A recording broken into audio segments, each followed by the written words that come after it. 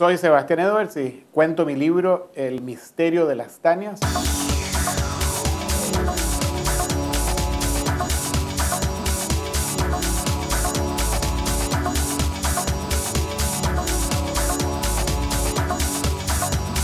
Las Tanias son un grupo de mujeres ya grandes, pero que en algún momento fueron jóvenes, atractivas, inteligentes, que fueron reclutadas por los servicios secretos cubanos en los años 60 y años 70 para que infiltraran a las esferas de alto poder en América Latina como agentes cubanas. Y toman el nombre de las Tanias en referencia a Aide Tamara Bunke, la Tania original, una muchacha argentino-alemana que justamente infiltró las altas esferas del poder en Bolivia, transformándose en agente cubana y la gran ayudadora en el proyecto de la guerrilla del Che en Bolivia.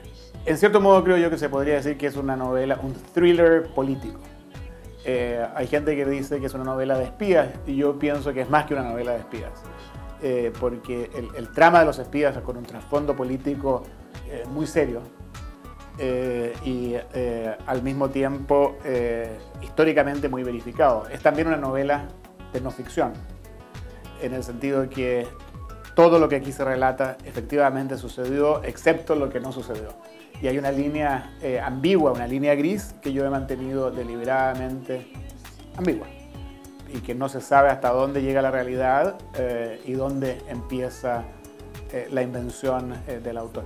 Ahora, también es una novela de una gran amistad, es una novela de un amor imposible y, en mi opinión, un amor muy dulce. Y finalmente es la novela de una traición que pudo haber ocurrido como pudo no haber ocurrido. En el proceso de escribirlo propiamente tal, tiene dos aspectos. Uno es el aspecto real, que es de donde nace la novela, que es, toma dos hechos o misterios en la política latinoamericana de la segunda mitad del siglo XX, los desarrolla y los une ficcionalmente. Uno es las Tanias, porque si los cubanos entrenaron a una Tania que conocemos y que sabemos que efectivamente existió, inmediatamente uno debe preguntarse, bueno, ¿por qué solo una? ¿Y por qué solo en Bolivia? Bueno, en Bolivia porque el Che fue a Bolivia, pero el Che fue a Bolivia pensando que de Bolivia podía pasar a la Argentina. Si hubo una Tania, debiera haber habido otras.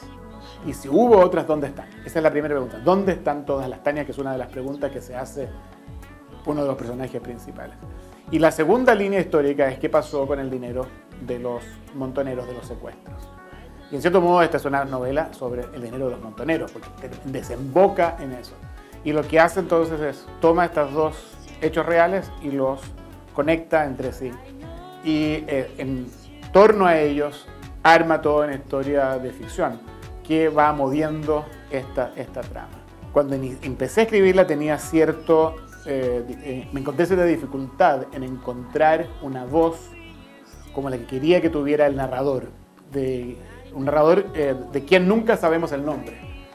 Y al tener una dificultad en encontrar esa voz, decidí temporalmente, en un primer borrador, voy a hacer que el narrador sea muy similar a Sebastián Edwards, a mí. Y por tanto el narrador empieza siendo un profesor de economía en California, en una universidad que se llama la UCLA, que es donde yo soy profesor. Está casado con una mujer que se llama Alejandra, que es el nombre de mi esposa. Y escribo la novela en un primer borrador. Y eso entonces le agrega, obviamente, la línea gris ya al nivel personal. Con la intención determinada, cambiar los nombres de los que tienen nombres y ya disfrazarlo, que en vez de profesor de economía, sea un profesor de otra cosa, de psicología o de periodismo, qué sé yo. Y todo cambiarlo. Pero al llegar al final me doy cuenta que sí ha funcionado.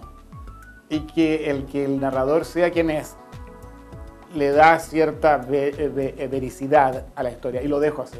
Para mí me resultaba más fácil escribirlo en primera persona. Pero a medida que escribo, es mi primera novela, a pesar que he escrito muchos libros, pero de economía. A medida que escribo, me empiezo a entusiasmar y hay un capítulo que está escrito casi en tercera persona, que es el capítulo del gran amor del asesinado con una mujer mayor, casada, es un affair extramatrimonial de ella. Él tiene 20 años, ella tiene 26, y ella está embarazada de su tercer hijo. Y ese capítulo está contado casi en tercera, es una tercera, casi como Dostoyevsky, pero es primera, ¿no? Porque el narrador dice, esto lo supe porque mi gran amigo que ha sido asesinado, y etcétera, etcétera, me lo contó. Hay un relato erótico, ese capítulo efectivamente cambia el tono, hay una cosa erótica, pero hay una cosa muy dulce también, porque es este muchacho que es nacido en Chile, es chileno, pero que ha vivido toda su vida en Estados Unidos por el asunto de la vida de sus padres. Y termina él volviendo a Chile y se enamora de esta mujer. Y él es muy ingenuo y no entiende los códigos de la sociedad latinoamericana.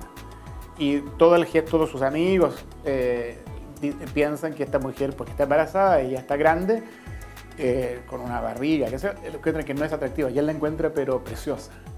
Y se enamora perdidamente y está dispuesto a dejarla todo por ella, y ella tiene una lucidez que dice, no, ya este es mi tercer hijo, este Bobby, que es el personaje, sería un cuarto hijo, no puedo. Las Tanias, que son estas espías cubanas, obviamente tienen su origen en Cuba, pero la única manera en que el narrador que investiga el asesinato de su amigo y las Tanias pueda obtener información de cubanos que estuvieron involucrados en las Tanias es que estos cubanos se hayan exilado.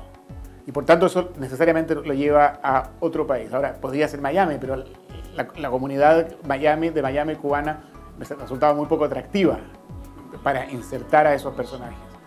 Y entonces lo llevó a Suiza.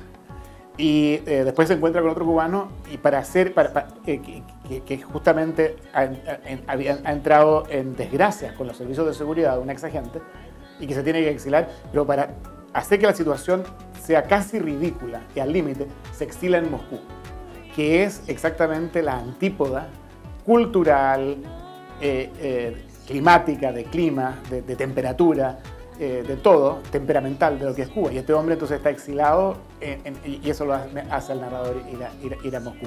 Ya hay un poco todo esto. Bueno, y al final termina con los montaneros, por lo tanto tiene que terminar en la Argentina. La manera como le explica el inventor de las Tanias, que es este ex agente Mansilla, que sale de Cuba porque su hijo era homosexual. Y persiguen al hijo y empiezan a perseguirlo a él. Y Mansilla le dice, sí, efectivamente, las Tanias existieron, pero no se meta en esto, no investigue, es muy, muy, muy peligroso. Y el narrador siente que su misión, porque él siente que tiene una deuda impaga con su amigo que ha sido asesinado, su misión es averiguar por qué lo mataron, no quiénes lo mataron. Y llega a la decisión que, bueno, he terminado con ahora llama a Mansilla por teléfono para agradecerle y se entera que lo han asesinado a Mansilla. Y eso le dice, bueno, entonces tengo que seguir con la investigación. Bobby llama al narrador, todavía Bobby está vivo naturalmente, y lo llama en la medianoche y sucede el siguiente diálogo. En ese estilo impulsivo que le era tan característico, me llamó pasada la medianoche y me disparó a quemarropa. ¿Qué sabes de Tania? Tania, contesté atontado mientras miraba el reloj. Bobby, es tardísimo. ¿Por qué no hablamos mañana? Solo quiero saber si te acuerdas de Tania, la guerrillera del Che Guevara en Bolivia, dijo con impaciencia. Ya más despierto le contesté que sí, que algo recordaba de la muchacha argentino-alemana, etcétera, etcétera. ¿Y por qué estás interesado en este tema?, le dije mientras me restregaba los ojos y me sentaba en la cama. Mi verdadera pregunta es, ¿dónde están todas las Tanias?, me respondió. ¿Todas las Tanias?, dije pensando que quizás se refería a Patty Hearst, la rica heredera que habían secuestrado en California en los años 70 y había terminado uniéndose a sus captores, un grupo de terroristas urbanos llamado Ejército Simbionista de Liberación. Sí, dijo Bobby, mi pregunta es, ¿dónde están todas las Tanias? Piénsalo bien, ¿qué nos hace pensar que los cubanos entrenaron solo a una Tania?